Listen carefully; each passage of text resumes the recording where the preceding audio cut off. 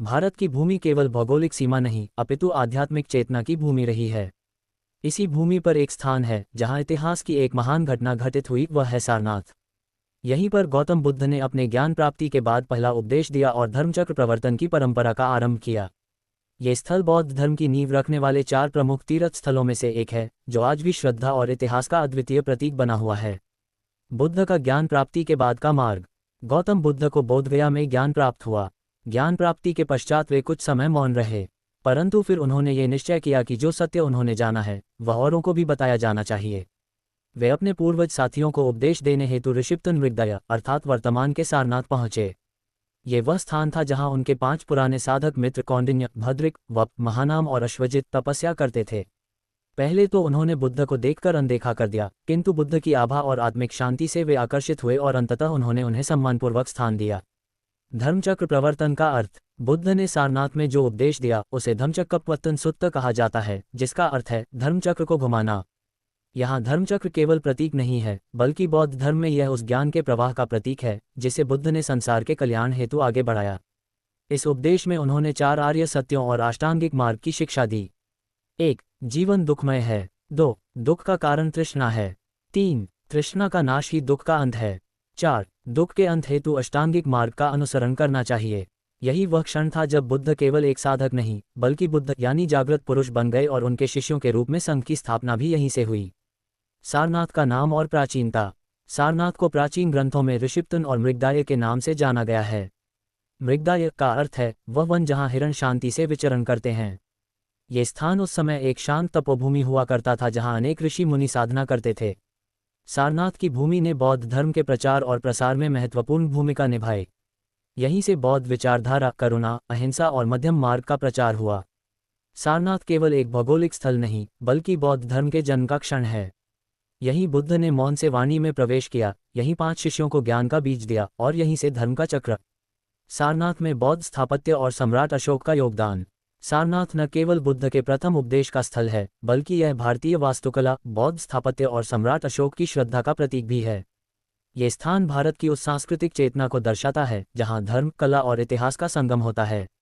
इस भाग में हम जानेंगे सारनाथ में बने स्तूप, विहार, स्तंभ और सम्राट अशोक द्वारा कराए गए निर्माण कार्यों के बारे में। सम्राट अशोक का आगमन और उनका उद्देश्य। सम्राट अशोक, जो पहले एक युद्धप्रिय राजा थे, कलिंग युद्ध की विभीषिका के बाद बौद्ध धर्म की ओर आकर्षित हुए। बौद्ध धर्म स्वीकार करने के बाद उनका जीवन शांति, अहिंसा और करुणा के मार्ग पर चल पड़ा। उन्होंने बौद्ध धर्म के प्रचार प्रसार के लिए पूरे भारत और पड़ोसी देशों में अनेक स्तूप, स्तंभ और विहार बनवाए। सारनाथ चूंकि वह स्थल था जहां बुद्ध ने पहला उपदेश दिया था, इसलिए अशोक के लिए यह स्थान विशेष महत्व का था। उन्होंने यहाँ भव्य निर्माण कराए ताकि यह स्थल एक बौद्ध तीर्थ बन सके और बौद्ध धर्म के विचारों का प्रसार हो सके। धमेक स्तूप। सारनाथ का सबसे प्रसिद्ध और ऐतिहासिक स्तूप है धमेक स्तूप। ये वही स्थान माना जाता है जहां बुद्ध ने 5 भिक्षुओं को पहला उपदेश दिया था। धमेक स्तूप की ऊंचाई लगभग 43.6 मीटर और व्यास 28 मीटर है। इसका निचला भाग ईंटों और बलुआ पत्थर से निर्मित है जिसमें सुंदर नक्काशियां की गई हैं। स्तूप का निर्माण मूलतः अशोक के काल में हुआ और बाद में गुप्त और अन्य राजाओं ने इसका विस्तार कराया। इसका नाम धम्मचक्र से उत्पन्न है जिसका अर्थ है धर्म का चक्र। ये स्तूप आज भी बौद्ध अनुयायियों के लिए एक पवित्र स्थल है जहां वे ध्यान, पूजा और प्रवचन करते हैं। अशोक स्तंभ। सारनाथ में स्थित अशोक स्तंभ भारत के इतिहास का एक गौरवशाली प्रतीक है। इसी स्तंभ का शीर्ष भाग है सिंह स्तंभ, जिसे आज भारत सरकार ने राष्ट्रीय प्रतीक के रूप में अपनाया है। ये स्तंभ पॉलिश किए गए बलुआ पत्थर से बना है। इसके शीर्ष पर 4 सिंहों की मूर्ति है जो चारों दिशाओं की ओर मुख किए हुए हैं। सिंहों के नीचे धर्मचक्र, हाथी, बैल और घोड़े की मूर्तियां हैं जो जीवन के विभिन्न पहलुओं का प्रतीक हैं।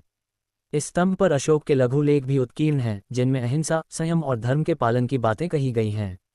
विहार और शिक्षा केंद्र। सारनाथ केवल एक तीर्थ नहीं बल्कि एक बौद्ध शिक्षा केंद्र भी बन चुका था। यहाँ पर अनेक विहार, मठ और ध्यान कक्ष बनाए गए थे जहाँ भिक्षु तपस्या और अध्ययन करते थे। यहाँ मूलगंध कुटी विहार नामक ध्यान स्थल था जहाँ बुद्ध ने कुछ समय ध्यान साधना की थी। प्राचीन काल में यहाँ एक पुस्तकालय और शास्त्रार्थ स्थल भी था जहाँ भिक्षु विभिन्न बौद्ध ग्रंथों का अध्ययन करते थे। चीनी यात्री ह्वेनसांग और फाह्यान ने भी अपने यात्रा वृतांतों में सारनाथ के समृद्ध विहारों का उल्लेख किया है। सारनाथ में सम्राट अशोक का योगदान केवल वास्तुकला तक सीमित नहीं था बल्कि उन्होंने एक विचारधारा को स्थायित्व देने का कार्य किया। यहाँ बनाए गए स्तूप, स्तंभ और विहार बौद्ध धर्म की आस्था, कला और दर्शन के स्थायी प्रतीक बन गए। सारनाथ भारतीय संस्कृति में धर्म, करुणा। सारनाथ का पतन, पुनरुत्थान और आधुनिक महत्व। सारनाथ, जहां बुद्ध ने पहला उपदेश दिया, जहां धर्मचक्र पहली बार घूमा, जहां सम्राट अशोक ने महान स्तंभ और स्तूप बनवाए, वह स्थान एक समय इतना समृद्ध था कि उसे बौद्ध धर्म की सांस्कृतिक राजधानी कहा जा सकता था। परंतु समय के प्रवाह में ये स्थल भी उत्थान और पतन की लंबी यात्रा से गुजरा। इस अंतिम भाग में हम जानेंगे सारनाथ के पतन, पुनरुत्थान और आज के समय में इसके महत्व को। मध्यकाल में सारनाथ का पतन। सारनाथ का पतन मुख्यतः विदेशी आक्रांताओं और धार्मिक असहिष्णुता के कारण हुआ। विशेष रूप से 12वीं शताब्दी में मुस्लिम आक्रमणों के दौरान बौद्ध विहारों और मंदिरों को नष्ट कर दिया गया। बौद्ध धर्म का प्रभाव भारत में धीरे धीरे कम होता गया। सारनाथ के विहार उजड़ गए, स्तूप टूट गए और ज्ञान की वह भूमि धीरे धीरे वीरान हो गई। अनेक प्रतिमाएं खंडित कर दी गईं, मूर्तिकला के नमूने तोड़े गए और पुस्तकालयों को आग के हवाले कर दिया गया। ये वह समय था जब भारत के अनेक बौद्ध स्थल या तो नष्ट हो गए या उनका अस्तित्व लुप्तप्राय हो गया। पुनरुत्थान। आधुनिक काल में सारनाथ की पुनः खोज।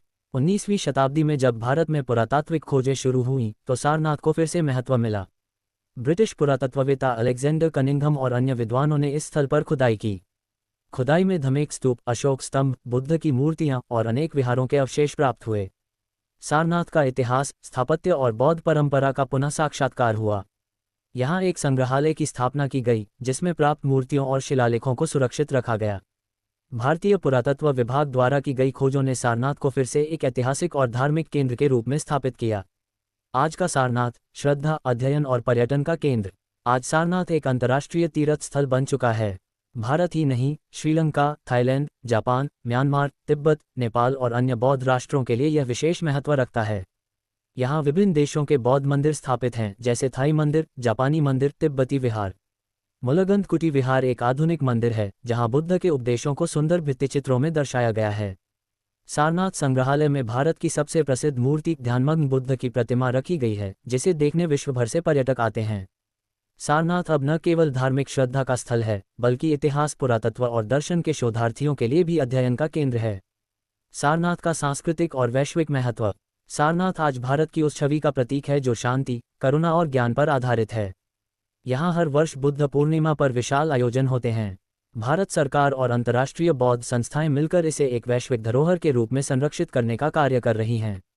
ये स्थल हमें ये स्मरण कराता है कि सत्य का प्रवाह, चाहे समय की कितनी भी बाधाएं आएं, कभी रुकता नहीं। बुद्ध का धर्मचक्र सारनाथ में घूमा था और आज भी यह चक्र अनवरत घूम रहा है, ज्ञान, करुणा और अहिंसा के रूप में। निष्कर्ष। सारनाथ केवल एक ऐतिहासिक स्थान नहीं, वह एक विचारधारा है। वह उस क्षण का प्रतीक है जब एक पुरुष सिद्धार्थ से बुद्ध बने और फिर अपने ज्ञान को साझा करने का निर्णय लिया। सारनाथ हमें ये सिखाता है कि धर्म का मर्म केवल पूजा या संप्रदाय नहीं, बल्कि जीवन में करुणा, सत्य और समता की स्थापना है।